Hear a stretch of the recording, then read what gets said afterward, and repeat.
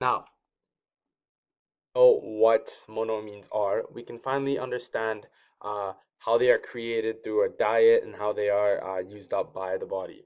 Now, usually when food is inserted through the body, um, there is a substance that is created called phenylalanine, and this can either take two trajectories. So one is towards the brain and one is towards the liver. Now the first that is directed towards the liver, when it reaches the liver, it will turn into tyrosine. Now, once it has reached the state of tyrosine, it will direct itself to the adrenaline glands, which are slightly above the kidney, and it will turn into adrenaline medulla. Now, once it has reached the stage of adrenaline medulla, it can turn into either dopamine, epinephrine, or norepinephrine. Now, all three of these are used to deal with stress, and they are passed through the liver. So just remember, phenylalanine that is converted into norepinephrine, dopamine, and epinephrine, and they're used to deal with stress, and they go through the liver. Now, the second trajectory that it can take is to the brain.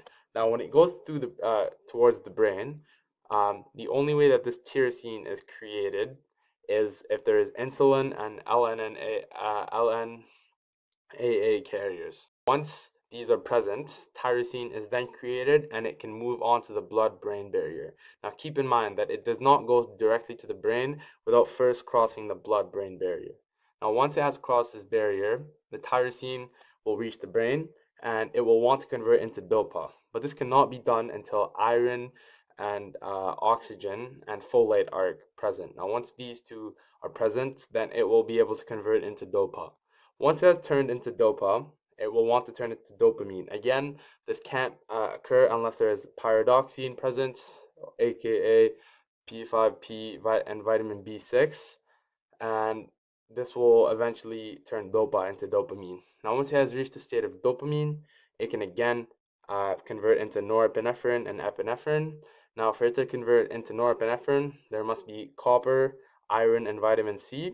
And once it has reached the state of norepinephrine, if the blood donor SAMe is present, then it will be able to convert into epinephrine. Now, once it has reached these three monoamine states, they will all be used to concentrate and focus, and that would be the main use for it once it has gone through the trajectory of the dopamine and serotonin deficit levels.